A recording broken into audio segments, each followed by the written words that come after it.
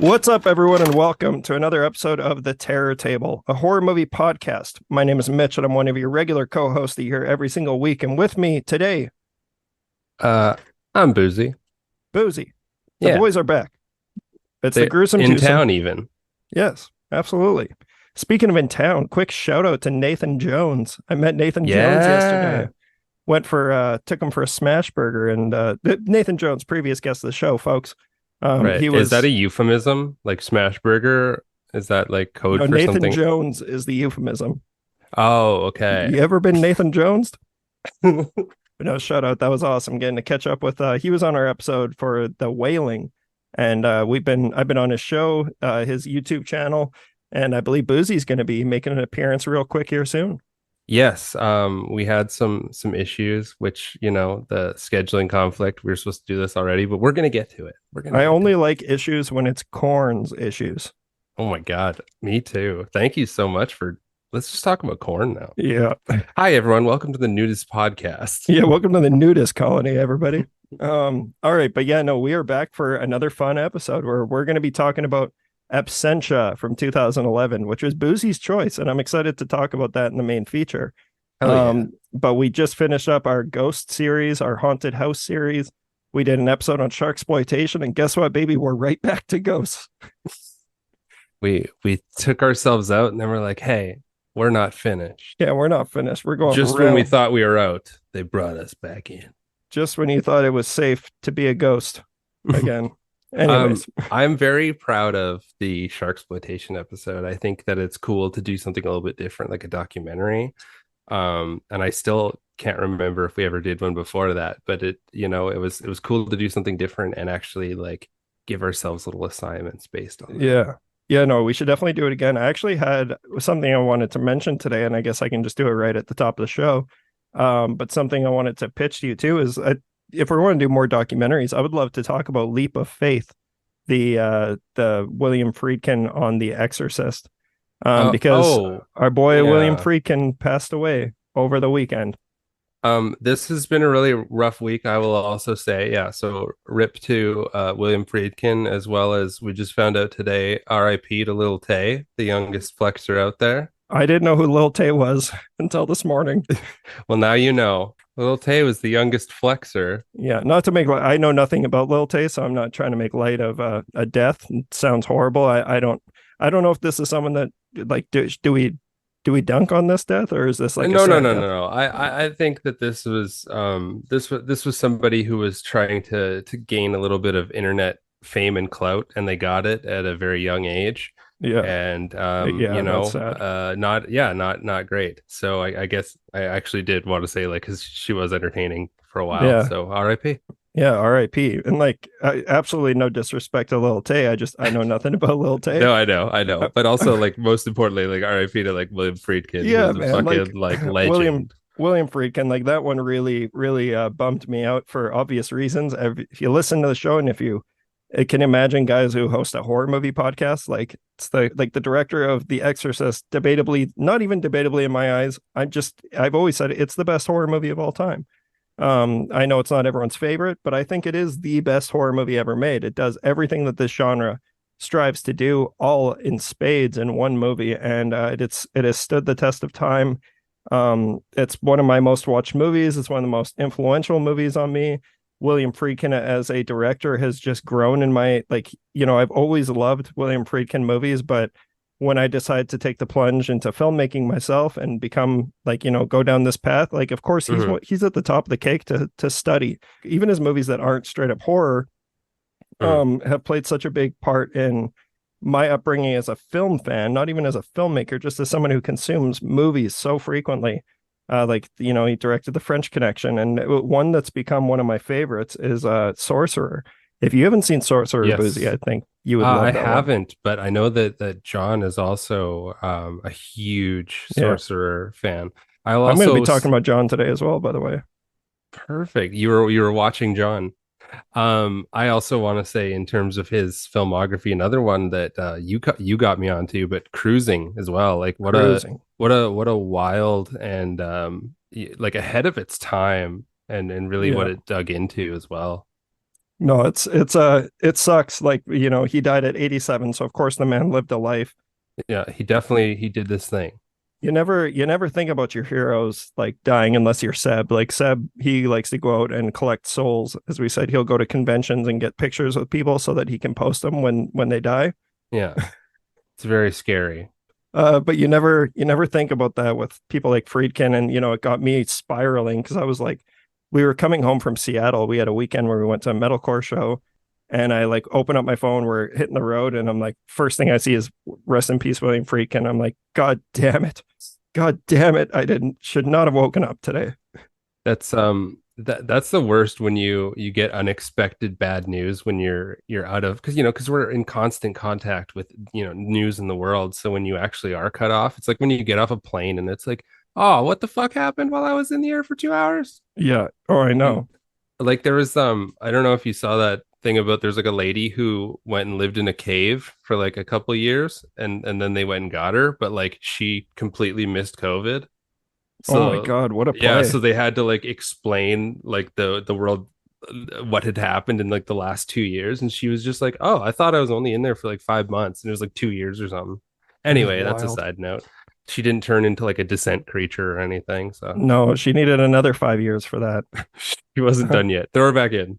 Yeah, but no, shout out. And once again, like one of my favorite stories that I've shared on the show so many times is like going back to the first 5 episodes, like the days of me working at a video store. I would have people come in who I really didn't like, and it's like I'd always want to send them home with a movie that they would hate. And Mhm. Bug by William Friedkin was always my go-to. Have you seen Bug? um, I want to say that I have, but I can't remember I think offhand. you would really like Bug for obvious reasons, because I know you're a Bug man, but Yeah. it's so much more than that, and it's a fantastic movie, but it Is is that the just. one where it's like a couple and they're in an apartment? Yeah, Ashley Judd and Michael Shannon. Yeah, yeah. Yeah, it's a fantastic movie. I really love that movie, but there's so many. Like we got home on Monday, which was a holiday for, I think, is it just yeah, it's just a Canadian holiday. But Yeah, we got I home didn't and even know what holiday it actually is. yeah, I have no idea. All I We know have is weird it's holidays that like we don't even know. We're just excited that they happen. exactly. It's just an extra day for us to sit around and watch William Friedkin movies, which is what I did. I watched Friedkin Uncut, the documentary. I'd seen it before, but I don't know if you've seen, I posted on my socials, but there's like an incredible interview with William Friedkin and Nicholas Winding Refn, the director of Drive and Only God Mhm. Forgives. And he's just bodying the man. It's so funny, like just roasting him. And it's like, who would have known Billy Friedkin's the king of Sting?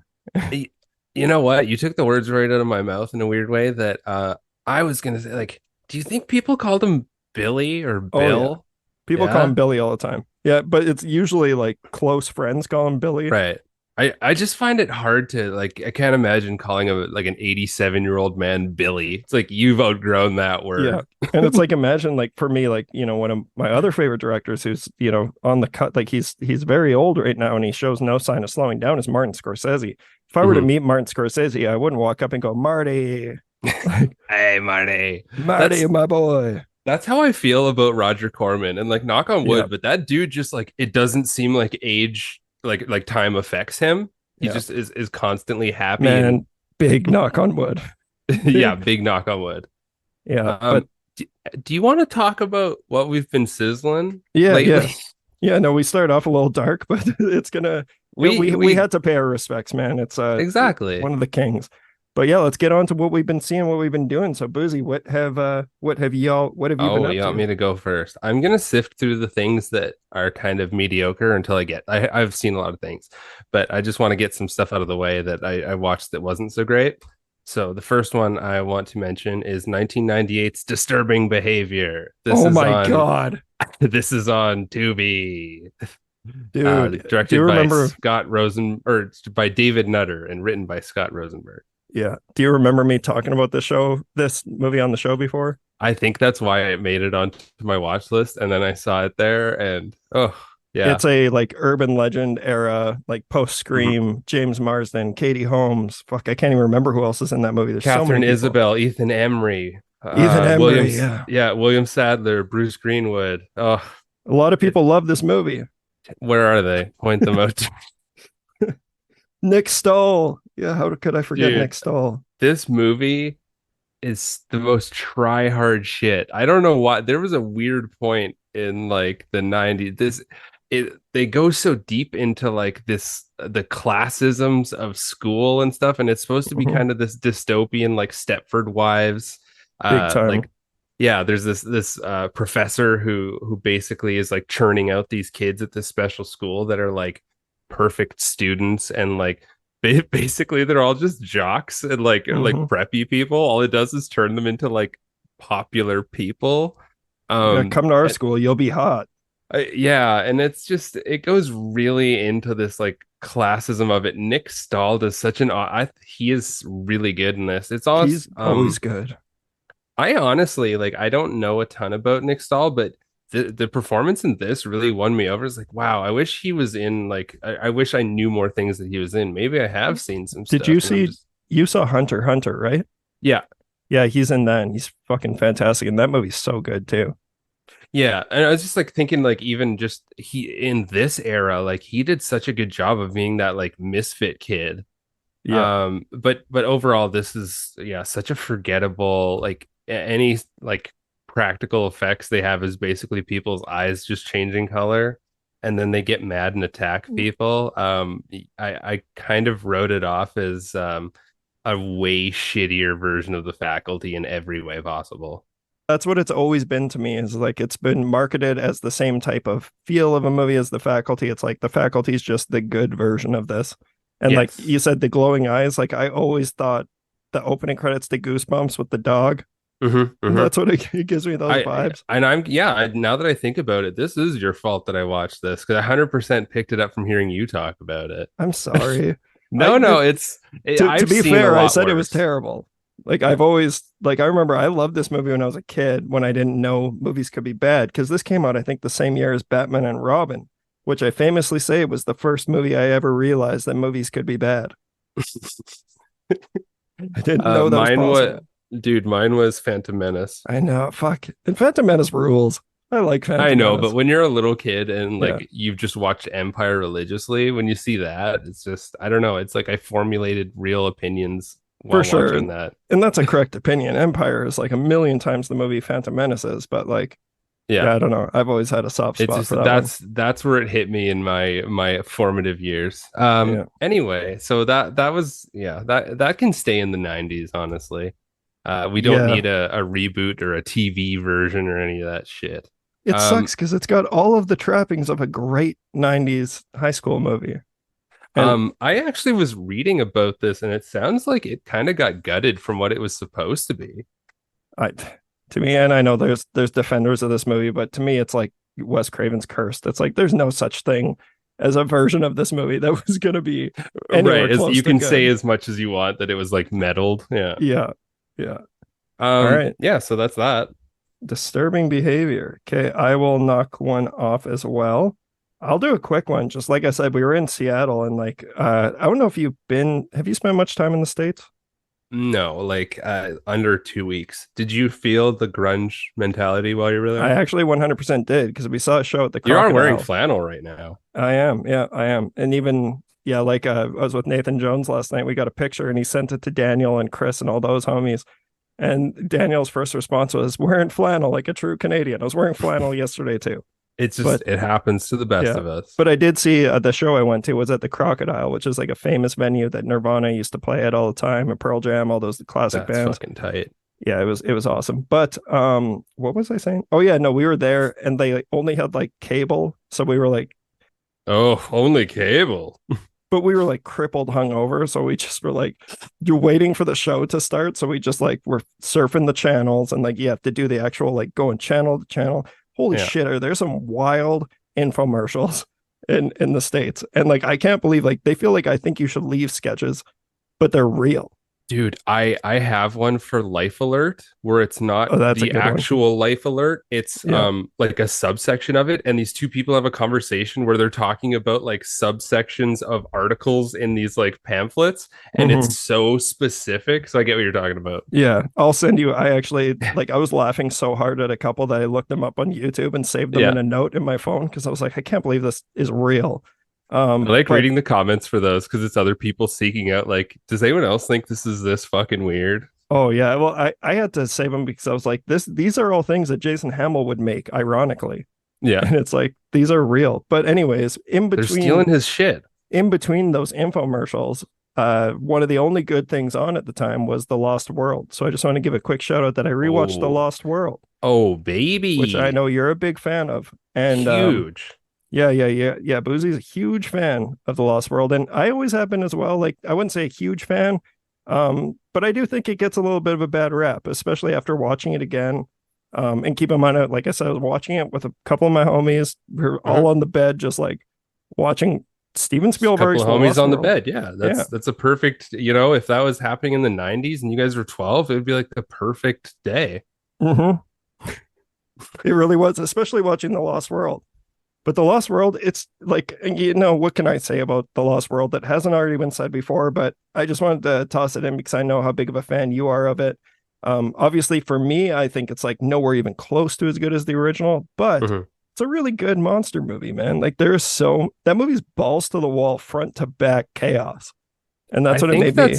that's what I appreciate about it is yeah, it's not on that same level as the first one. There's not that iconic feel to it, but it Yeah, really does feel like it's like Halloween 2. It's like it's just it's more more. violent. Yeah, it's more Size does violent and matter. More they carnage. they fucking go to San Francisco. They That's do. wild as shit. They do the King Kong thing. The only thing that, yeah, they did do the King Kong thing. The only thing that still pisses me off till this day is I'll never forget the feeling I had when I watched it the first time at home before my parents got divorced. I was watching it, and when the dog gets eaten at the end, I'm like, Yeah. unnecessary. Like, take that part out, and I'd bump you a full star. Yeah, like send the kid out there. Yeah, eat as many kids as you want. I don't give a shit, but don't kill the cute puppy. But yeah, that was fun. I just wanted to quickly mention that one. I'm not going to spend a bunch of time on it because I know we've talked about those movies a lot. I'll do another one quickly here, not so quickly, but a movie I actually watched last time I was in Saskatoon, that I just keep forgetting to talk about on the show is It Comes, which is a Japanese horror movie from 2018. It's originally titled Kuru.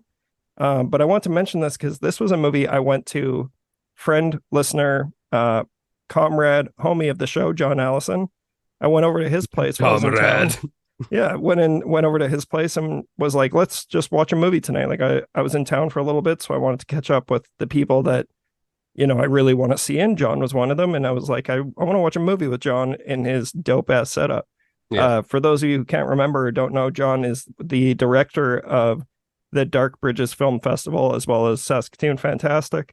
We've had so many amazing nights at his place, just in his home theater, watching great movies that Hmm. you can't really find anywhere else but John's house. And he really, really wanted to show me this movie called Kuru, or the English title, It Comes.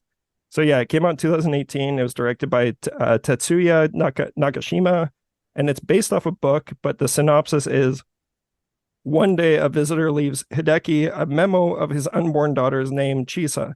2 years later, Hideki's house is attacked by a sinister presence. To protect his family, Hideki asks for help to perform a ritual to break an unknown spell. Mm. So this is like, it's a very, very, very wild Japanese horror movie that's split into 3 acts, and it just progressively gets more and more fucked up as it goes. It's like super atmospheric, but manic as hell. And you will see some grim imagery in this film that I don't think you'll find in many other places. And that includes a literal river of crying babies.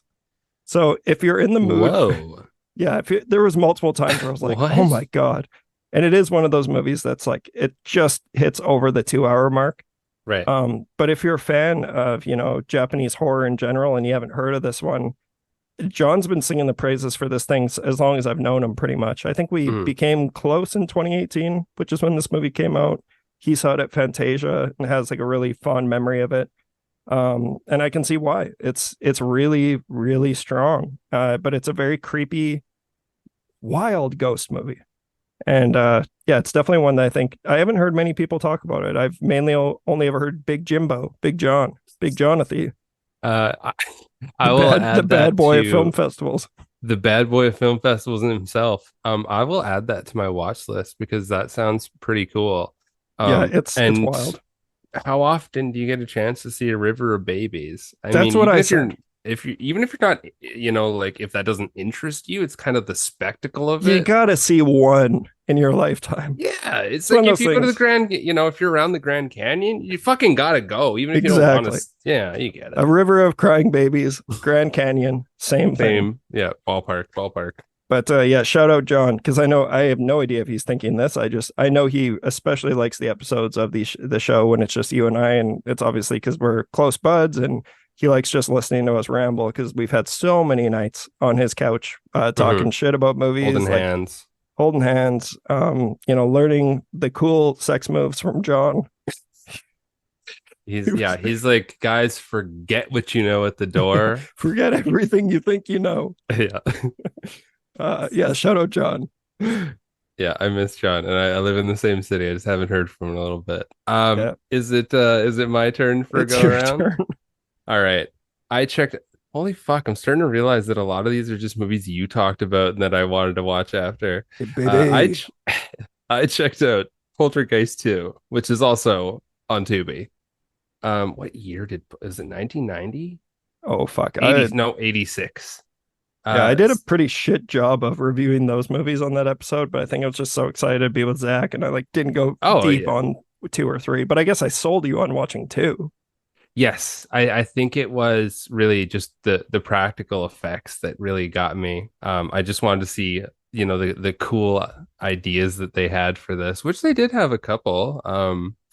I hate saying Just go for it, man. I saw your letterbox. I hate saying this because I do this with a lot of these films, but there's a certain point where some of these just aren't great, and I watch the whole things, but I'll go like basically is like the last half hour is really the only interesting shit that happens. I kind of like what's the old guy's name? The creepy old dude. Julian Beck, who plays Kane. I does such a good job. I think he is very creepy whenever he comes around. He's got cool lines. He is a slug at one point that crawls out of the dad's mouth and then Which is the best part. formulates the best part. I get that what it was trying to do with some of the creepier scenes, but I don't think it truly captured, what makes the original creepy. And I know like it's got the original cast and everything, and they're continuing it right from where it is. It's just at certain points it's very, maybe it's just an 80s thing, but there's like oddball humor that's supposed to be like charming, but it's not. A lot of it comes from like Craig Nelson. I don't know. It's just Greg he's Nelson's trying the to, best in those movies. I don't know. He's trying to be likable and it's just not working for me. Really? He's so Yeah, likable in the first one. I don't know when the last time you saw the original, but like that's what makes that that movie one's work been a so well. while. No, and that's what I mean is I feel like because I haven't seen the first one in a long time, but this one everybody doesn't seem as likable, and they throw in a weird like First Nations angle where They do it in where the first one too. but it's kind of funny that they just let this dude like live in their house. They never really address it that much. It's just kind of like my buddy. He just Hey man, it starts was the 80s. It was the 80s. If I had a nickel for every one of the like my friends that would move in with my parents without them knowing, same with my sisters, we'd be rich folks. But I guess it is the so parents who let them in.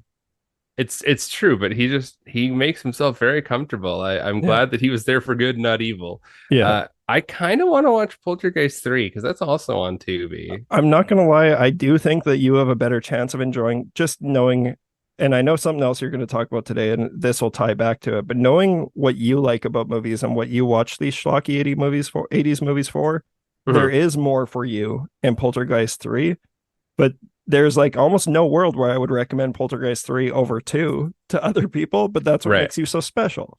I And do I feel love that. special. Yeah, I I love It that. makes me want to watch not all of them because some of them shouldn't ever be watched, but it makes me want to watch some of the other Amityville movies. Yeah, there's a couple that I feel like I still haven't seen that one. It's about time, and apparently that is one that is like pretty That's the entertaining. clock one, right? Yeah, yeah. But it Yeah, was the I want to second. see up to like I think anything after like I'll say 97, I don't want to watch. Yeah, it comes like the what's it called? Amityville. Like it was the second one that really turned me off from wanting to watch anymore. It's like, and it's not even like a horrible movie. It's just that movie's so gross and so Yeah, grotesque. that I'm like, by the time I watch the second one, because I'm not like you, I don't jump right into the Stepfather 3. I got to go from the beginning. I love that you still remember that. Of course, I love it, and it's same with also shout out Daniel Epler, which I'm going to be giving another shout out to, but he gave you a shout out on one of his episodes talking about Wishmaster 2. Did he watch it? No, he hasn't watched it yet, but he was talking Oh, on his YouTube channel, and he had like the Wishmaster collection. He's like, I've never seen Wishmaster 2, but I have a friend who hosts the Terror Table podcast, and he swears by it. I'm like, God damn it, oh, Buzi. shout out. Thank you so much. Shout out Daniel. Love that guy. Yeah. Yeah, I don't know. It sucks to hear that you didn't love it, but honestly, I wouldn't have recommended Poltergeist 2. But that goes to show I never know what to recommend to you. But that's what makes you fun to watch Like, movies with. well, you know what? And I thought it's really fun is that, yeah, maybe this wouldn't be considered something I typically enjoy, but I'm always hoping to find like, it would be really cool if Poltergeist 3 and 4 were just in that ballpark of being interesting, like stuff like that. I'm always hoping for that. And, Yeah, you can't go in expecting that because you'll get let down a lot more than you think. surely agree with that. Yeah. Well, I think if you're up for it, I would Brave 3. But god damn it, man, Yeah. rewatch the original. I Like the should, I original is should. so good. I will Um, never. I was listening to you talk about that was, oh my gosh, which episode was that? You this was and Zach. yes, Zach talking about like even the remake, and I Oh, it's forget. so I bad. cleansed that from my memory, but I forgot like they, man, like how did they make that shitty of a movie? They really did that. Yep. It's No, but you were right also in saying that Nightmare was worse than that. it is. It's close though. Yeah, it is close. Okay, awesome. So yeah, that was Poltergeist 2. I got one more, but I don't Okay. want that to deter you from talking about six more if you have them, because I just want to Okay. listen to you chat today. Well, But I'm catching up on ones that like these are all there was a little while there where I was watching a crazy amount. So I was like, I'll save this one for next week. And that's what happened with It Comes. yeah. And I'm gonna do the same with this one. Also, It Comes, another ghost movie. So this the last like So two many months ghosts. of the Terror Table has been so much ghost content, but I'm here for it. I don't know We're if the we're listeners are, but possessed. Yeah. we are. But yeah, so speaking of the Cobwebs channel, I actually just watched this episode today, the Cobwebs YouTube channel. I watched The Haunting of Julia a couple months ago. So The Okay, Haunting let of me. Julia was released in 1977 and it was originally titled Full Circle. But yeah, the reason I mentioned Cobwebs is because yeah, I've been crushing that channel like a madman. Like Daniel's been putting out so much great material, and every single time I watch one I of gotta those get on episodes, that. I it's gotta get fun. on Like that. Daniel's just such a likable dude and he knows his shit, He is and 100%. he's all like no bullshit, straight movies. And that's Mhm. like what you want from someone who you're trying to like find movie recommendations from. Yeah. Every time I watch an episode, even if they're super old, I never forget to smash that motherfucking like button. So if you check it out, do the same thing because Daniel's Oh, doing I'll great start work over there. commenting and he's gonna be like, "What the fuck?" He went live for the first time as we're recording this. He's live right now. I wish we He's could call live him right in. now. Oh, I that's know. amazing. But yeah, so this one, Haunting of Julia, it's directed by Richard Longcrane, who also directed movies like Firewall from, I think it was like early 2000s, Harrison Ford, super forgettable movie. Wimbledon, which was Kristen Dunst, I think, and it's another forgettable tennis movie. But then he also directed an episode of Band of Brothers, which is one of the best TV series ever Yeah. made. Yep. But yeah, This looks. I'm just looking at pictures of this. This looks cool. It looks creepy. yeah. So I'll just read the synopsis on IMDb here. So after her daughter's death, wealthy American homemaker Julia Lofting moves to London to restart her life. All seems well until she is haunted by the ghosts of other children while mourning for her own. And yeah, this Ooh. is a movie that I've heard a lot of great things about. It's just always been a blind spot for me. It's definitely like light on the scares, but super heavy on the atmosphere and the mood. It's more of a drama. Like this is like, a lot of people also always credit this movie as like A20. This is like what an A24 movie looked like in the 70s. Like what A24's whole model is Right. kind of built off of movies like The Haunting of Julia, which they've been doing this for decades. There's so many of them. Don't Look Now is another great one that I can think of off the top of my head. But yeah, this one it stars Mia Farrow, who's like her best from Rosemary's Baby, and I think she's going to similar depths in Haunting of Julia as Rosemary's Baby, but the story just isn't as expertly paced as Rosemary's Baby. It's actually kind of a crime to compare the two, but they are so similar in so many different ways that Okay. it's hard not to. But like in Rosemary, you see her have like a gradual decline with like carefully planned spikes and mania, whereas The Haunting of Julia is like seemingly built to just kind of feed off of the dreary tone and mesmerizing score of the whole thing, and it often just kind of lulls you into into like the quieter moments of grief. But it's a really interesting little ghost movie that if you're looking for something that's kind of more of a slow burn with really solid performances, you could do a lot worse than Haunting of Julia. I definitely recommend it. It didn't floor me the way that it did a lot of people, but that's, not saying a whole lot because everyone reacts to things differently, especially when they're films from the 70s that like I didn't grow up with this. I know some people who grew up with this movie and it has like a super profound impact on them. For me, it's just a really tight little ghost story. So yeah, that's The Haunting of Julia. I am, as you speak, I am adding this to my list because it looks really cool. I think that especially when you're talking about like atmosphere, Hmm. and I'm just looking at pictures on Google, but this it looks really cool, and I'm definitely want to check this out. Absolutely. Where is this? Is I this have on the Scream. Tubi? It probably is. I have the Scream Factory Blu-ray of this. I just hadn't Oh, watched nice. it. I bought it a while ago. But yeah, the transfer is fucking awesome on it as well. Yeah, I'm looking. Does it say there's a 4K? Yeah, that's on the Scream Factory. That's fucking wild.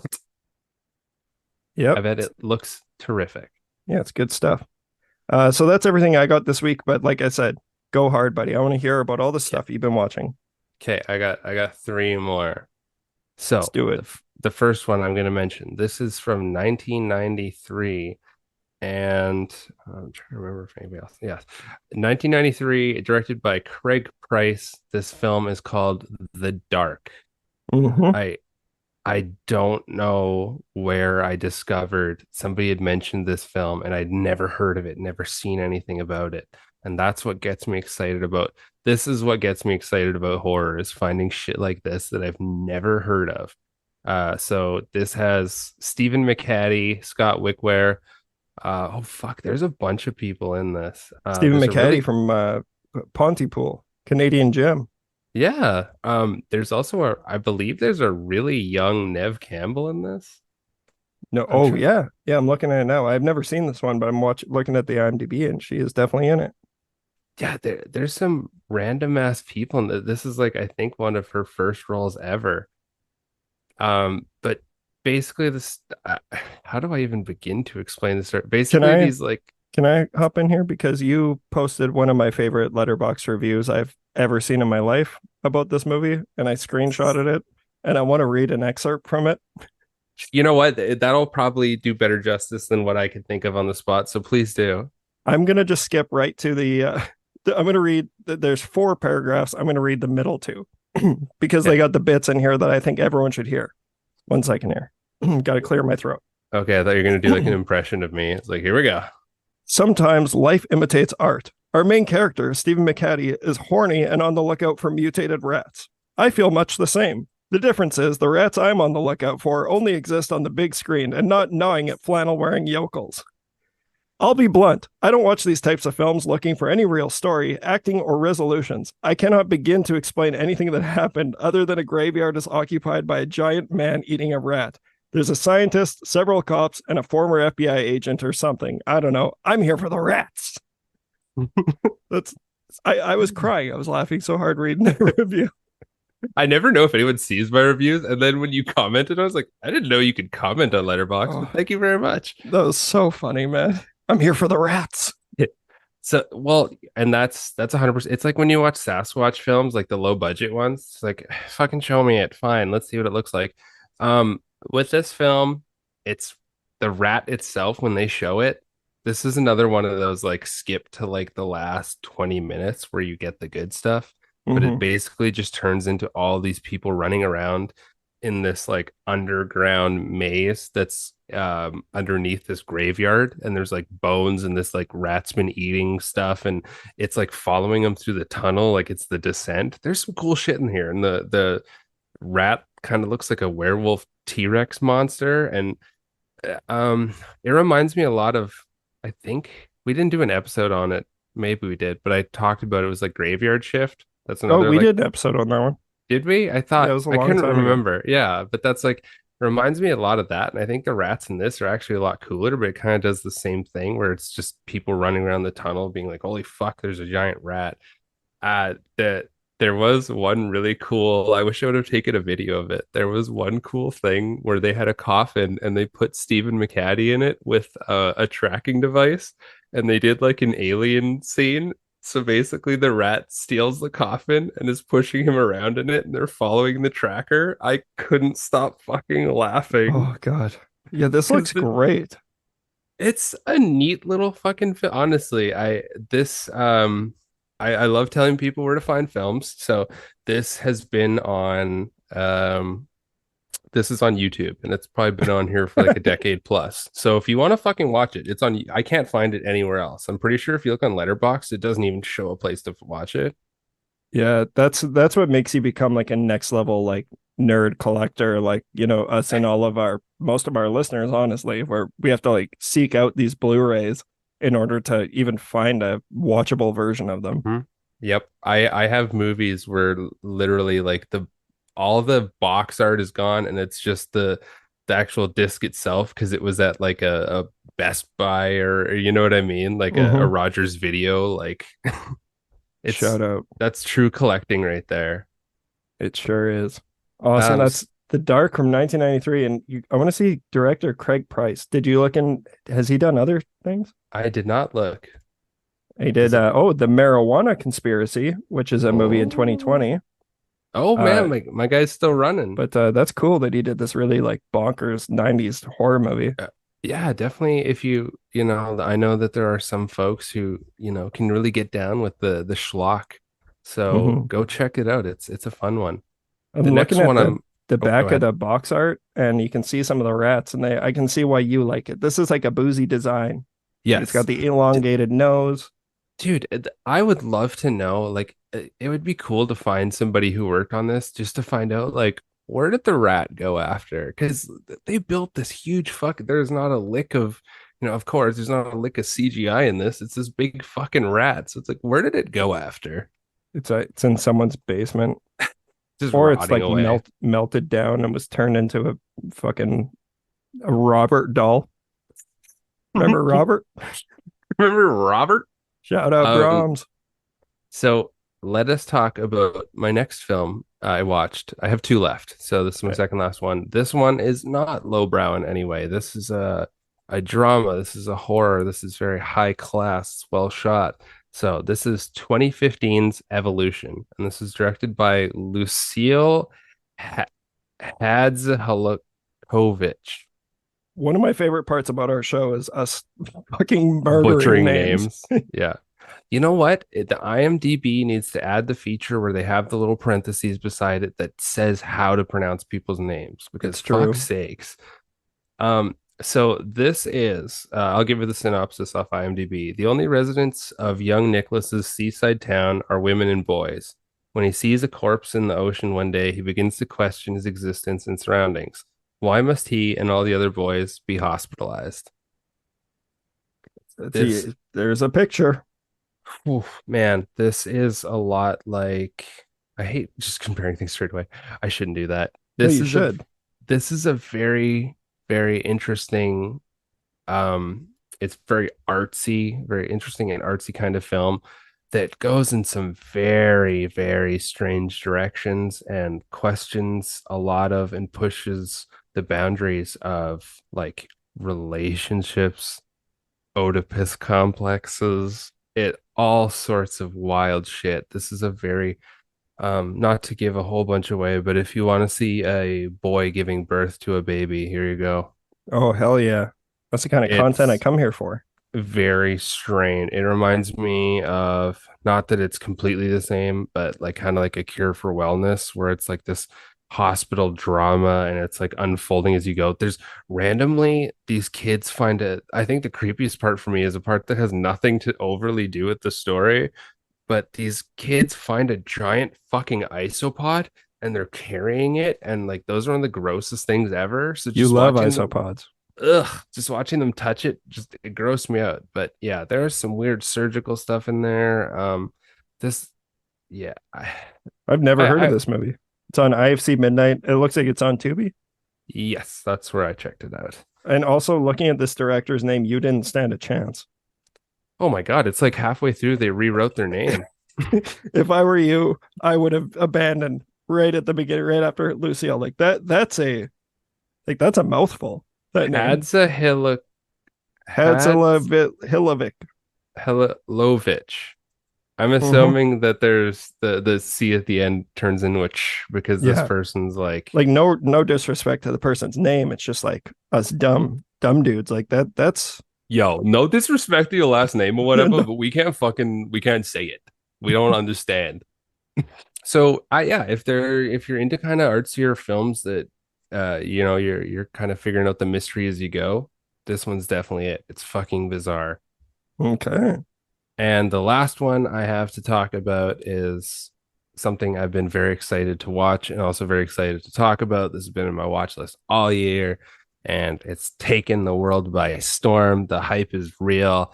I checked out A24's latest release. Talk to me. Yes, baby. I forgot you Yeah. saw this. Hell yeah. Before talk about Talk to Me, I just have to have a little rant that it is wild how expensive it is to go to a movie now. I don't Mm-hmm. want to go to the theater anymore. It's you have to take out like a fucking loan to go there, especially if you want to get food too. Yeah. They get you with that popcorn, baby. And In those what Skittles. world is that popcorn worth that much? That's how they make their money. Dude, like for two people to go to a movie, it costs like nearly like $100. 75, Yeah. I don't know, 75, but like still that's so fucking much. It is. It's pretty ridiculous. And especially like you end up going to a movie and then you walk out and it's there's no movie I want to dunk on right now, but it sucks going and spending that money on like a movie that sucks.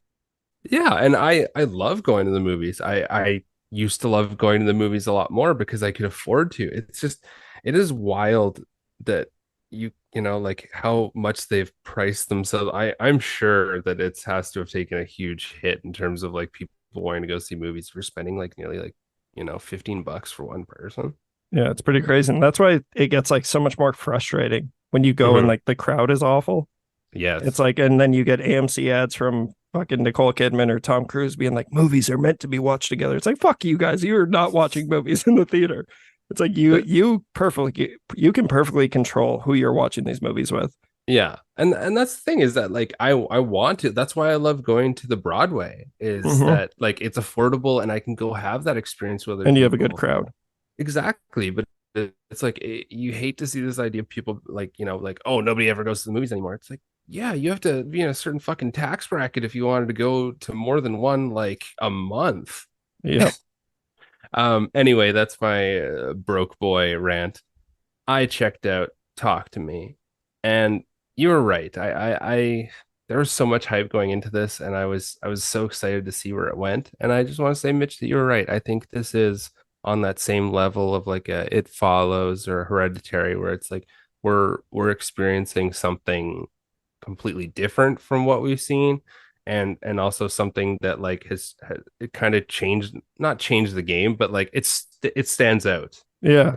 It's a marker of its own in the like I think it'll be interesting to see and we go in like a decade or so we'll watch all these. You could do like a documentary of all these little landmarks of when A24, it's like here's our big one, here's our big one. Yeah. And I um think this was their second biggest one yet. I think it might have even surpassed the first one. But yeah, it's crushing. Like, and it's funny on the last two episodes, I think we talk about how I wish there would be sequels for this, but A24 just doesn't really do that, even though they have the mhm. Maxine trilogy, whatever. They just announced there's going to be a Talk to Me too, and I'm like, fuck yeah! It's Like already filmed. oh yeah, they did the Ty West thing where they're Yeah, like, surprise, surprise. I'm surprised by that because yeah, it's so weird we talked about that. I would have not expected them to be like, yeah, you guys do it too, sure, why not? Yeah, this one's so like the concept is so great for sequels, and we want to see more. Mhm. I thought it was cool how real they portrayed a lot of the just the relationships and the dynamics of how teenagers work, where it isn't so like whimsical and dreamy. It is like, you know, kids and teenagers are kind of like fucking wolves, or you know, Hmm. like they'll just randomly like pick each other apart or just decide that to like attack each other. Yeah. So, and you see that in the dynamic with all these people and how they turn on each other, or you know, display their worst qualities with each other, and then in the name of entertainment, of using the hand as kind of like almost like a drug. It's, you know, the same thing. It'd be Hmm. like, hey, let's watch each other do salvia. That's what it like. Oh man. Yeah, totally. It's like that. Yeah, there's so many different things that you could compare the hand to, like what it could Mhm. represent. And it's like, yeah, you think salvia or, you know, even like hard drugs or fucking Tide Pods or the Yeah. cinnamon challenge or that pass out game, like where every kid was like almost dying because they're playing these stupid tricks on each other. And it's Hmm. all for like attention. It's like, let's put it And on camera. that's the, I think that's, they did is it the Raka Raka is the Rocka Rocka. duo? Yeah.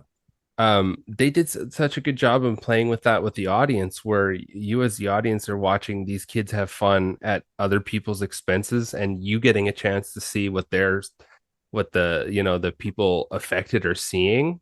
And then it goes back to watching the other kids like enjoying it, and it Hmm. makes you as an audience go like, please stop, this person's clearly seeing a ghost, please, Yeah. you know. And they just, they're laughing about it, and watching people like choke all the time and being like, ah, just give them 20 seconds. Yeah, exactly. I love that And there's so many moments where they're like they go so far and it's like no human would ever want to do that again. But it mhm. shows like the addictive nature of teenagers and like what people do for attention and also when they try And wanting to something new. fit in, yeah. Yeah. It's a um brilliant movie. it is. I was really, I think this might be Quentin Tarantino's movie of the year. There was some solid toe sucking in this. um you remember that. Oh my uh God. When that happened, I just instantly heard the song that I'd be sucking toes. that was one of my favorite scenes because it was so bizarre, and nobody like, I don't think What anyone a expected that to happen. what a dunk on Quentin. But yeah, I think you're totally right. I've talked to co people about this as well, that this is ripe for not just like a sequel or a prequel, but like a couple. Like, this is a huge universe you could open up with this, and I just hope that it goes away where they make like good investments on those, you know, whatever they do next with that, and it doesn't just turn into kind of a goofy thing after a while, because it does have legs. I think it's a great idea. You Hmm. just don't want to like smash it. It's like the way they do with like Saw movies. And I know I'm talking like way too into the future, but it just seems like this is such a great idea, and you have so many things you could do with it. Yeah, no, I totally agree. I'm hopeful for it all. I think another reason why I wanted sequels from this movie is like the humor really does land in it. There's tons of Mhm. humor in that movie. Like who plays Australians just do everything better. they 100% do. Yeah, they really do. And like the character who plays the mom in Talk to Me, she has like a really funny scene where she's going around the house and like I don't want to spoil anything for Oh, anyone, but it's like it just added so much levity to like such a heavy movie. And I yeah. don't understand for the life of me people calling this movie slow. I'm like, what the fuck are you talking about? They're getting possessed within like 15 minutes, or am I Yeah, wrong? they set it up really well. I mean, and Oh, the they opening do is the awesome. great like telling you the rules with it's somebody walking around, but I think they did such a good job of Yeah. spoon feeding you all of kind of what happens in the lore of this. And going back to that scene you were talking about, I also won't give too much of it away, but if you've ever been like the other kid in a family, if that makes sense, if you've ever Hmm. been like your friends, you know, that you'd be over there so much that you kind of got accepted as part of somebody else's family, you get that dynamic of Oh the yeah. parents like coming in and questioning you about things because you are. It's like you're not biologically my kid, but you know, like Yeah. I have quote unquote parents that aren't my parents, and you know, like 100%. And yeah, they love you so much, but they'll never love you as much as their actual kids. So that when things go wrong, like there were so many times growing up where it was like something bad would happen among my group of friends. It's like, well, Mitch must have put you up to this. It's like, go fuck yourselves. Little do you know, it's the kid whose dad is the chief of police in the city. And it's like he was the ringleader, like the one saying like whatever we should be doing. And I love that dynamic, and they really explore it and talk to me. Also that head bashing, Unreal, man, dude. That's I jumped out of my seat because it was that like it was where it just kept going. mhm. I Unreal. Yeah. I think that was some of my favorite parts is whenever that one kid was conscious was just Yeah. He's so good. brutal. Yeah, Yeah. it's an all-timer performance, but I'm so happy to hear you loved it. Cause yeah, and like we'll do our best because we have, we've been doing this podcast for how long? Every year there's always one movie that we just kind of just beat to death with our We talk love. about too much, yeah. Yeah, like that happened with Candyman, it happened with Hereditary. Hmm. There's all different kinds of movies. Train to Busan, I think, was the first year that we did the Yeah, like I don't podcast. even want to talk about Hereditary anymore, honestly. Well, no, because it's like you're doing it a disservice almost at this point. Like Yes. with Yeah. you know, people are just tired of hearing about it, and like we'll do our best to just talk about other stuff. But I'm happy to see that around the table we both love Talk to Me. It's a great Yeah, movie. that's definitely gonna make my top five for sure. 100%. Yeah. They did a great job with the scares. And they also something you had mentioned before on this podcast, talking about this movie. I can't remember which episode, but just saying about having that really fucking bleak ending. It's a great It's, ending. it's tough. Yeah, it's a good ending, but it's a tough one. Yeah. Um, It's one of those ones where I'm like, I hesitate even saying this because it makes it sound like I think I'm smarter than the movie, which I absolutely do not. But I'm like, the one thing I'll say about the ending is I don't know how you didn't see that that's absolutely where they're going to go. mhm. Like I knew it was going to go there, but they executed it really well. And it wrapped everything up really nicely. And yeah, like I saw that movie with Nick Humphreys and my buddy Pat, and like me and Nick went home and we ended up having like a 2-hour conversation through text. And like that's what happens when you see a great movie. Yes. It just rocked us. I think that you're totally right, is that you kind of do see that ending coming. But what I will say, and that this speaks to the movie itself, is that or maybe it just speaks to my shitty character, but I feel like I felt a lot of myself in that character, and kind of not, having a little bit of that like fitting in but not entirely thing. Mm-hmm. So it's like it's hard to see that character like continuously try to redeem themselves, and Yeah. where it goes from there. So Oh, it just got that's all. chills. Yeah, that's all I'll say on that. So it is, I think, maybe on a personal note, that's what I liked about and didn't like about the ending. Is it just maybe it's not that I Well, didn't like it, tough. but it's just like it's tough. Yeah, it was Yeah. a tough one to swallow. No, and like, yeah, that so And much of it any just good movie does that they can actually, you can feel touched in that way.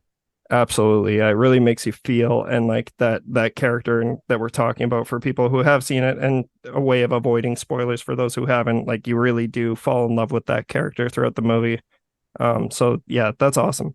Cool, man. Well, that's Talk to Me. We talk to each other about some movies we've seen. What do You you want think to the sequel is going to be called? talk to me, the streets, Oh, dude, it's gonna be Talk to Me, but the with the two is two, gonna. too fast. Oh, Talk to yeah. me, the streets. This. It's gotta be. Fucking homeless people doing. I just found this hand. You It's don't like, want to know what I've done with it. oh man, I laughed so hard at your meme where you're like, look, I'm not saying. Oh yeah, all I'm saying is, yeah, they're all horny teenagers, and that hand is a hand. Like, I'm surprised with how funny these guys were that there wasn't any innuendo or joke about that. Like a jerk off motion with the hand. Well, maybe just more about like even like a line about like, what else can this hand do? Because even the one dude who was like clearly way older than all the other ones, Mm-hmm. he seemed like he had all the jokes, he had all the funnies. I was expecting, a little bit. I was expecting one of those jokes. Yeah, no, for sure. Yeah, so let's talk to me, and we talk to each other about all these awesome horror movies we've seen recently. Do you want to get Hey, on to our main feature? hell, fucking yeah. All right, we will be back right after this trailer, and yeah, we'll see you all on the other side.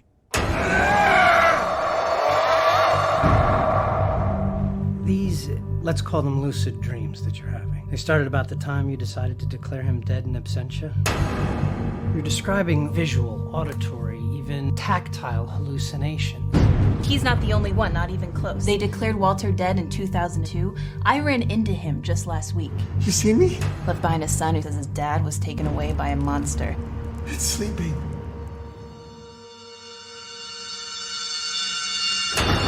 I saw it. Hallucinated. I saw it. Things go missing in this neighborhood, and those things turn up in one place. I was seeing things too. They felt so real. We found a body in the tunnel. Oh my God. Always in this neighborhood, you lock the door. I know how that sounds. You see your eyes? We're gonna need to question you a lot more. I swear to you, I could hear him in the walls.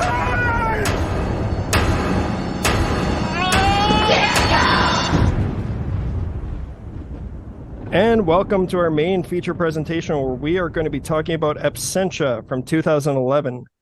This one is written and directed by one of the most talked about filmmakers on this show, Mike Flanagan. This is, it's contrary to popular belief, like a common misconception is that this is his first his first feature film. He actually had done 3 indie features before this. One was called Make Believe, the other one was called Still Life, and the other was Ghosts of Hamilton Street. But this was the first movie that really put him on the map. And I've been a huge fan of this guy. He's, like I said, one of the most talked about people on our show.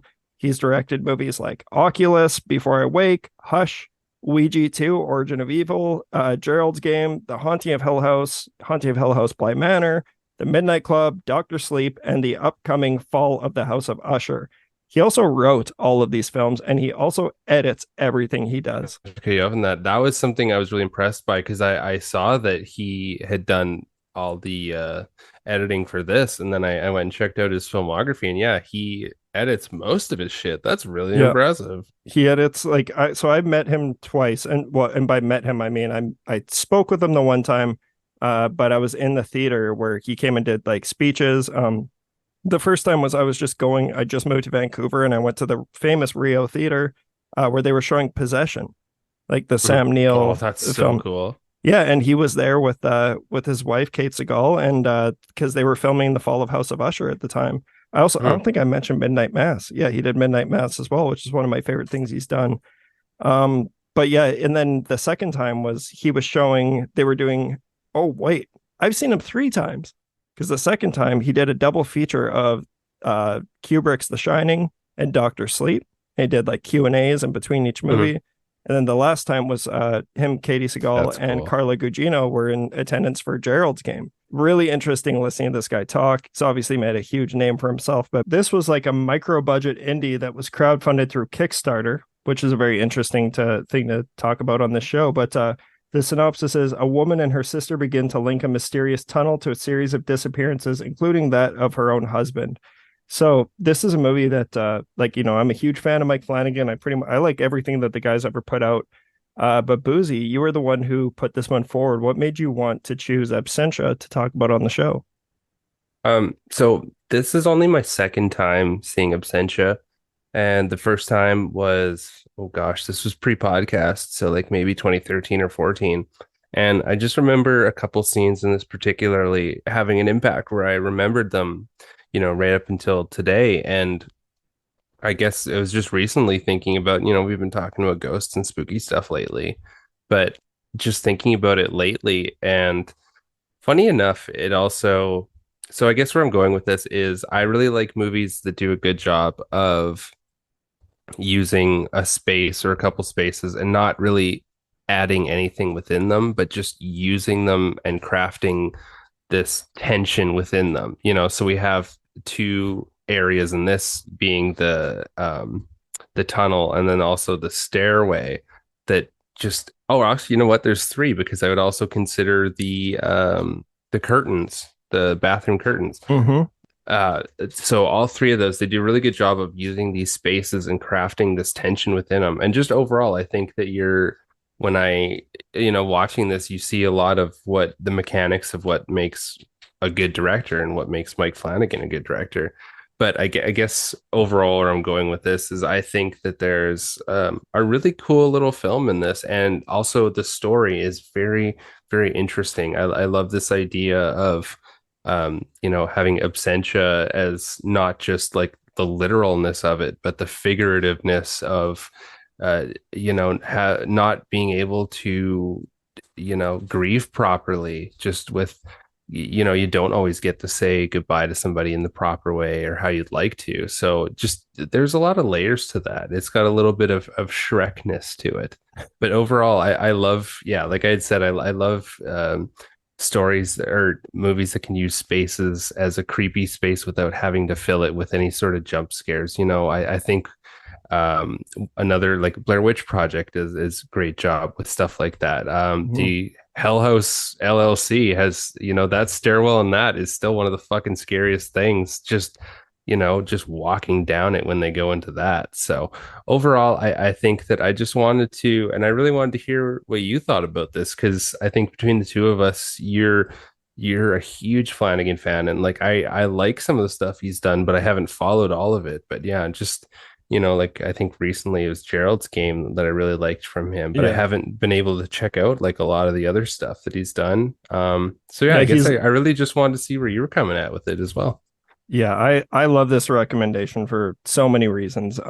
Like, because obviously we've talked about the guy so much on the show. He's one of my biggest influences, and seeing his movies, it's the type of thing where it's like what I want to do. It's like when you see a filmmaker that is doing something that really speaks to you personally. I love his stories, and I love his attention to the small, minute details in these little grim tales. And none of his movies are body count movies. Even his slasher Hush is not a body count movie at all. It's like such an interesting slasher movie. Yeah.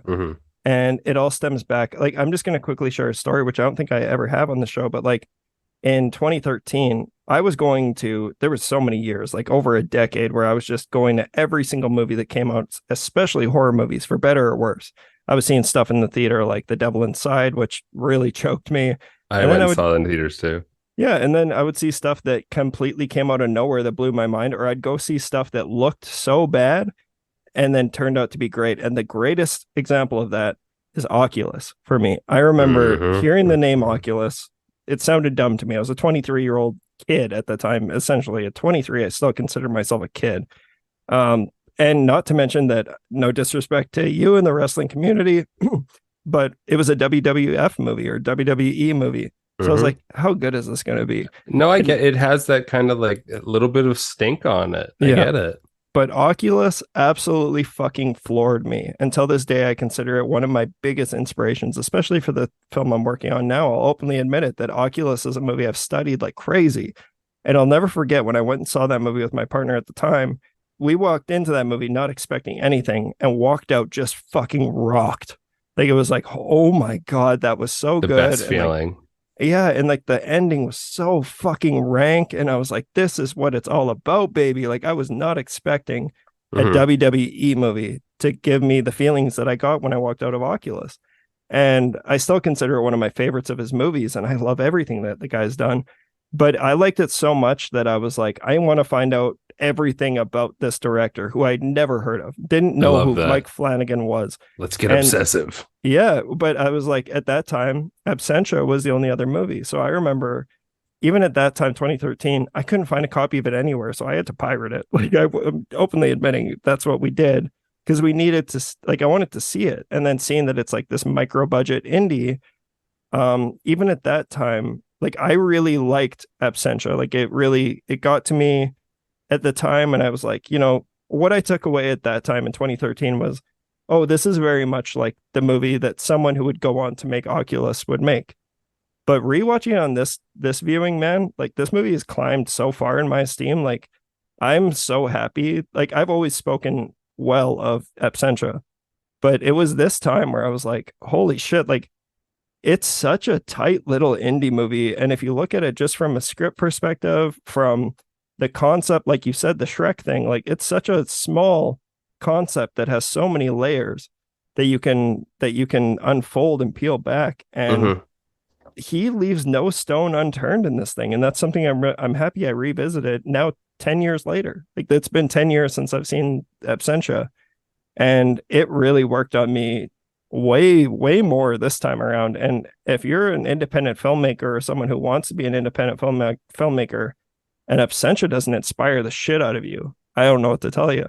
Because it's like, it's so cool what they were able to do with so little, and knowing that like these were all just like basically friends, and you can tell like this thing wasn't filmed by like it's not like the cinematography is not the shining star of Absentia. And if you're interested and you like the movie, I highly recommend going on YouTube, and you can find like all the special features on there. There's a little half an hour documentary about the making of it, and it's so fascinating to see how the movie came together, how they crafted this. Like, it's a tight hour and a half. I love knowing that the first cut was like an hour and 36 or something, and they only cut 5 minutes out of it. And it's like, that's so unheard of for, you know, people in the indie world. And it is very much an independent movie. And I think that's why it's not going to work for a lot of people, is that it doesn't have the lavish aesthetic that you can find when you go to the theater. But if you just want to see like a really cool idea that's really well executed with what they had, Absentia is one of the best examples. It's a really creepy, haunting, and beautiful movie. No, that's kind of what I was talking about before, is that, and you're 100% right, is that watching this, you're not getting maybe the production quality. Like a lot of this, you can tell there's no lighting, or it's natural lighting, and you just have to go with that. But it's the mechanics are there, and it's the storytelling. And you're right, because for it being this small indie film, it goes so in depth. Like I think it's super ambitious, having all the cop stuff, and that is that can be a tough one. And I think that sometimes there is that little bit of a, like, if you're making a student film, it has to, be like a cop drama, like it has to be a Tarantino, what's in the suitcase kind of deal. Like it's kind of a trope or whatever. But I think that they did such a good job of having all those elements, and it being, for the most part, like decent and believable. I thought that having all those extra layers was really nice. And then maybe having kind of they had like that switcheroo at one point where they were like imagining other scenarios. I think that was kind of the ending that I really liked about that, because it has a very dark ending. But I kind of like the pre-ending where they're just speculating like these outcomes that could have happened, or how it's kind of dreamy, but also like really depressing, because like the lady's getting strangled to death. And that's what I love so much about Mike Flanagan's work, is that like he has some of the bleakest endings I've ever seen, Oculus being like one of them. Like that ending is fucking rank. But like you said, that's something I pointed out watching Absentia again, is it's like I never realized that he's done this forever. Like this is kind of just his brand, where there's an ending and then there's the real ending. There's the ending that's like, okay, well, where do we think this is going to go? And then we always end up, for the most part, aside from there's a couple examples in his later half of his career where it does feel kind of cathartic and, for lack of better words, beautiful. But I find so much beauty in bleakness. Like I like, because especially when it's a ghost story like this, or like Oculus, it's like, I feel like it's, he's the only architect of this. Like he's the one who knows where the story needs to go. And there's something about ghost stories and really dark endings that just work perfectly. And this one does it really well. I love all the extra lore that they give you for this, even down to like they're talking about how this tunnel used to be this, and then it used to be this before. Like, spoon feed me that shit. I think that's amazing. And it's sometimes the easiest things are the scariest. The best, I think the scariest scene in this, and the best one, is when they're about the sisters are about to go up the stairs, and they hear that bug monster sound in the dark, and then it's just that over the shoulder shot, and it's just slowly pushing in. It's terrifying, and he holds it for just long enough in that dark where you are fucking like, you're in your seat. So there's so many great mechanics to this, and scares. I had a couple other notes of things I really liked about this. I think that going back to him doing a good job of using spaces to be scary, how many movies have we horror movies, action movie, blah blah blah, have used the shower curtain? You know what's behind the shower curtain, because Oh that's a yeah. built-in fear for everybody. This indie film does such a good job. The curtains aren't even scary, but it's just he crafts this really, it makes you terrified of the curtain. And Mhm. there's so many films that, like huge mega budget films that try and do the same sort of thing, and they can't pull it off the same way. They give it Yeah. too much room to breathe. They make it too big. They This spend was so much time on it. Yeah. That's something I Yeah. really picked up on this time too, is like the huge difference between Mike Flanagan and why he's become so successful is you can tell he's a genuine fan. Yeah. And like genuine fans, they're like us, where we know every single trope in the book. Mhm. And I know a lot of, like, especially I read so many screenwriting books and like watch screenwriting YouTubes, and but like to me, one of the dumbest things you can ever say is write what you know. Like that's just lazy and dumb. It's like, no, if you're a writer, you can write. If you're a good writer, you learn how to write from any perspective. Yeah, But- that's kind of like, can't you have an imagination outside of like Which- what yeah, you see directly in front of you? It's some of Like, the dumbest advice. how does sci-fi exist? Exactly. No, it's ridiculous. But but like that's the thing, is like we've seen like all of these tropes and we know what to expect, and he knows that we know what to expect as an audience, and being able to subvert it, that's what keeps it fresh. That's what Yep. makes horror evolve. And like that's what I'm trying to do. That's what I think everyone who wants to make horror movies is trying to do, is like you find the stuff, the tried and true stuff that works, and then find a way to make it your own and do it a little bit different. Yeah. And sometimes you revert to what everyone's expecting, because then it's going to get their guard down when the time for the real big daddy comes in. And like, I love that about filmmaking. That's something that, inspires the shit out of me. And there's so many moments in this movie specifically. There's so much, like, because the last time I saw this movie was after I saw Oculus 10 years ago. And now I've obsessed over his other movies, and I've gotten to see the filmmaker he would become. And he's one of the giants now. I need And- to see Oculus. I remember not liking it the first time I watched it. I think I need to go back and watch it again. You should. I think you dig that one. Yeah, it's really fun. And also the Oculus mirror, the laser glass, is in Absentia. It's in like all of his movies and somewhere. But that's the thing, is like watching it again this time, I really got to see like, man, this guy loves Stephen King. And then to know that he went on to he's now one of the biggest calling cards for Stephen King. He's one of the go-to dudes to make Stephen King. Like, he's going to be doing the Dark Tower series. He did Gerald's Game, which is like Banger. widely not like lauded as an unfilmable movie, and he crushed it. That movie's great. And Dr. Not Sleep, even just for what it is. It's like one of the best Stephen King adaptations. It is. And honestly, like, I remember one of the biggest regrets I have on this show, but it's also, own your own shit. But like, when I first saw Dr. Sleep, I struggled with it so much. And now I You consider didn't like it. No, and now I consider it one of my favorite horror movies ever. Like, there are days where I'm like when I saw it back to back with Kubrick's, like, don't get me wrong, Kubrick's Shining is always going to be one of the greats. But what really shocked me on that double feature is like how fucking good and how close to a masterpiece Dr. Sleep is. Like, Dr. Sleep has so much amazing stuff in it, and you can tell he's a student of Stephen King, one of the greatest authors of horror tales of all time. And I love like discovering those little, like, even in Oculus there's a scene where one of the characters reading a Dark Tower book, and it's like, man, this guy must I love just those be little details. Yeah. doing backflips on his bed knowing he went on to direct Dr. Sleep. Yeah. He's doing the Dark Tower series. Like, goddamn, I love to see a success story like that.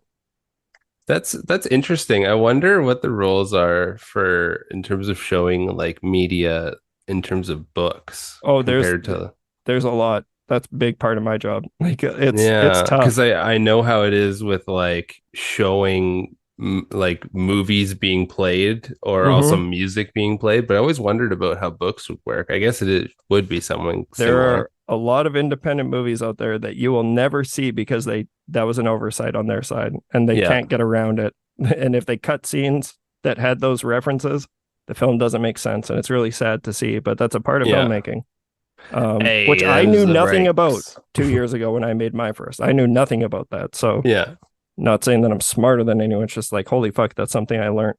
It's all the things you don't think about, right? Yeah. Yeah, but there's a lot of movies that reference, like they like think about like Scream. I can't imagine what the clearances costed on that movie. Yeah. Like I know a lot of them were New Line movies that they were referencing, but it's crazy. But You just reminded me of something that I have to trace back when you're talking about like getting clearances and stuff. I was really taken back that they had Sia playing in Talk to Me.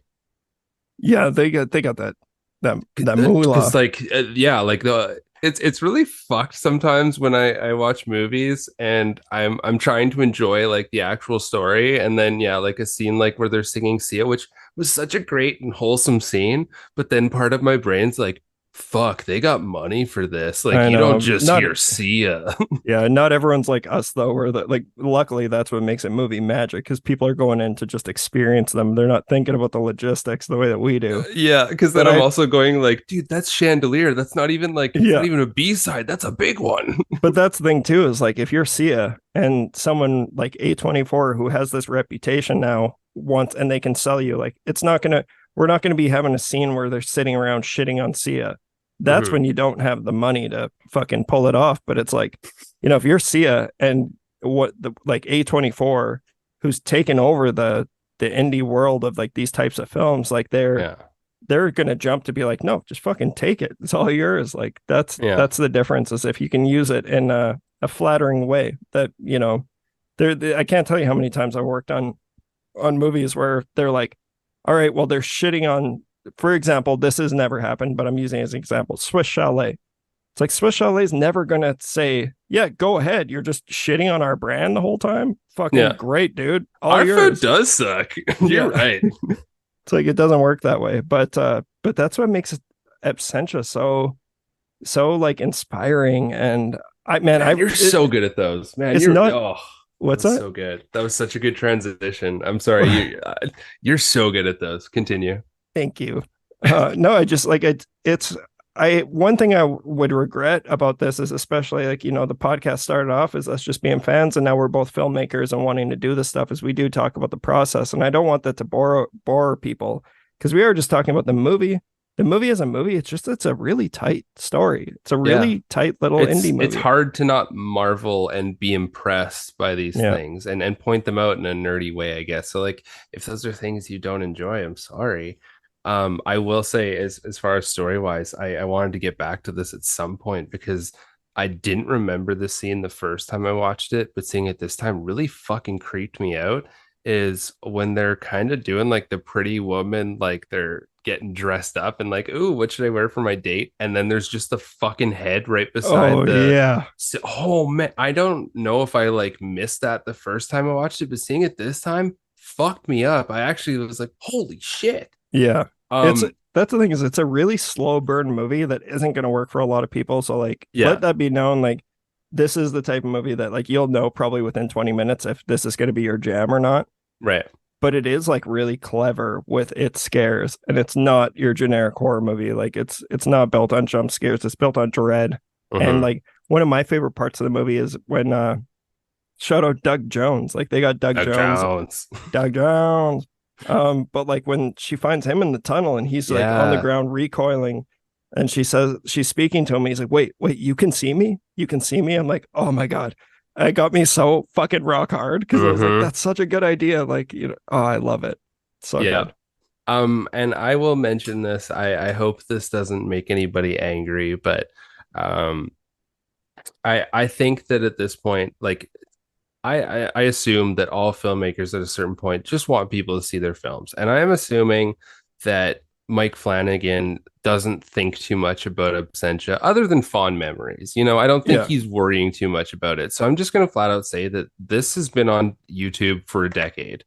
Yeah. This is where I watched it. And I'm pretty sure this is where I watched it the first time. And like Mitch was talking about like regretting or, talking about like at some point, like downloading stuff. We all fucking did it at some point because we really wanted to see something we really liked. And we were in Canada. We couldn't get locked up for doing it. Exactly. We could download a spaghetti if we wanted to. But would you? You wouldn't download a spaghetti. It depends. Is it a fettuccine? So I guess what I wanted to say with that is like if you wanted to check it out and you're having trouble finding it because like Mitch said, this isn't something that's readily available in a lot of places. I didn't even like I'm not sure where it all is available, but just to Yeah. have that, I think that is in a weird way, it's kind of endearing to just be like, hey, this is out there for people to watch because that, Hmm. that doesn't always happen. And I don't know if maybe it's tacky when I mention that, like when films No. are, because it's also like I don't find them on the weird ones that are in like a foreign language where the account was made like 2 days ago and it's going to get taken down right away. It's like, Yeah. when I watch horror movies on YouTube, they're ones that have been there for years. If someone wanted to strike them, they would have a long time ago. So it's Yeah. just like get out and enjoy these if you can, because they're, it's cool to see I don't know that sorry, that's a long-winded way to just be like, I think It's on people would YouTube. appreciate just watching it, and it's on Yeah. YouTube. But that's the thing is like Doctor Sleep isn't on YouTube. And if it was, and you were considering watching it, I'd tell you to grow up and buy the Blu-ray or rent it wherever No, it and is. that's a difference. That's Yeah. But like completely that's a big different. studio movie. The Absentia was made for $15,000. Like Mhm. that was just like the making of the movie. But then I know they had to collect some funds like on the back end on all the post-production and like the distribution, all that stuff. Also, fun little fact that I didn't know about, I realized when I was watching the credits this time, Aaron Moorhead was the colorist on this movie. It's like Justin Benson Really? and Aaron Moorhead. Yeah. So that was really cool. Just seeing indie bros helping indie bros. But the other thing, That's like, yeah, funny. Mike's doing just fine. Yeah. Mike, Yeah. sorry, acting like I'm friends with him. No, Mike Flanagan is doing just fine. Yeah. And He I doesn't do need know the Absentia DVD, mhm, scrapings. to go into the dirty goss that people know about the Terror Table, though. Did you know that one of the main characters in the movie, Trisha, played by Courtney Bell, the pregnant woman, that was Mike Flanagan's girlfriend at the time, and that was Mike Flanagan's baby. Really? Yeah, and they had it. It's a real baby. That's, you know what? That's also Shout very out. endearing. Like, Yep. good for, she should get a gold medal, not only Hmm. like starring in her, She's good. boyfriend, husband's, yeah, like doing a good job, and also being fucking pregnant and having to deal with all that shit. That would be Yeah. the stress I could not imagine. Yeah, and I just think like as a kid, like I'm sure I have no idea how the kid responds to it, but it'd be kind of cool to be like, oh, there's me. Well, I'm the baby in the belly. It's kind of like being like the Nirvana baby. It's like, I don't remember this, but there's my dick. Oh my God. Did that guy try and sue them though? Yes, he tried to sue them. Yeah, What it a was this whole fuckhead. fucking thing. Yeah. Yeah, but yeah, that's the one last thing I'll say about it, because I do really like this movie. And while I wouldn't say that this is something you need to run out and watch, No. it is like if you're a fan of that like really independent style film where, it's just a good story and, people just trying to make a movie, this is one worth checking out. But I do know notoriously the DVD art was ripped from Mike Flanagan's hands for this movie. And if you see like I It's know bad. it was on Tubi forever. It was on there for a long time. Yes. Yeah. But if you look it up, like all of the artwork you'll see for Absentia looks fucking terrible. And it's like I remember hearing him talk. I think it was on Postmortem with Mick Garris. He was saying he's just like, yeah, the woman on the cover who's being like dragged into the tunnel, it's like looks nothing like any of the characters in the movie, and it's like it just doesn't make any sense. But that's unfortunately a part of the industry, Yeah. especially when you have like such a micro budget movie and you're just trying to get it out there. It was definitely There's taken from only him. so much you can do with that. Yeah, there's some cool artwork from like original Absentia Mhm. posters that look pretty all right. Did you Um, see the I don't know how these bastards keep doing it, but there's always cool German version artwork for stuff. if But there's one for Absentia, I haven't there seen it. is, there is. It looks really cool. I can't remember. Is it like Region B when they do the alternates or whatever? Hmm. Um, man, there's this fucking, sorry, this is a weird offshoot for this, It's all but right. there's a German version of Bad Moon that has alternate artwork that I want so fucking bad. And it's like, why? It's the German version. It's literally It's just the the artwork. baddest moon. Oh, dude, the artwork is just so good. And it's like, why is it only available in Germany? Yeah. Anyway, that's my spiddly spiel. I'm really glad that we did this episode. I was interested to see if you would have shot it down right away. I'd be like, no, I don't think we should like do an episode on this. No, if But, anything, like, it made me want to do all of his movies, but I know we can't commit to something that big that's with huge. our schedules. Yeah, our Yeah. schedules, it just doesn't work. But yeah, I'm glad that we checked this out and got to talk about it, because I think there was obviously we've had a long discussion about it. There's a lot to say about this, and Yeah. it just goes to show that we've watched Mike Flanagan glow up right in front of us. We've watched the glow up, yeah. And Yeah. that's what's crazy is like I would still probably rank this one near the bottom of his catalog, and I really like this movie. Mm-hmm. And it's just, you know, he just didn't have the resources that he has now, and he's become a better filmmaker. But the thing is, like, for this being like the first movie that you're kind of known for, fuck, man, like this is a tight little movie. Also, it's weird to think about, like, maybe this is my revisionist history brain, but I feel like I remember Mike Flanagan being part of like the next wave of big horror directors, and this was like right after like Hush and Absentia had been, you know what I mean? And like he hadn't gone on to do like the big stuff yet, but it's like, look at the level he's on now.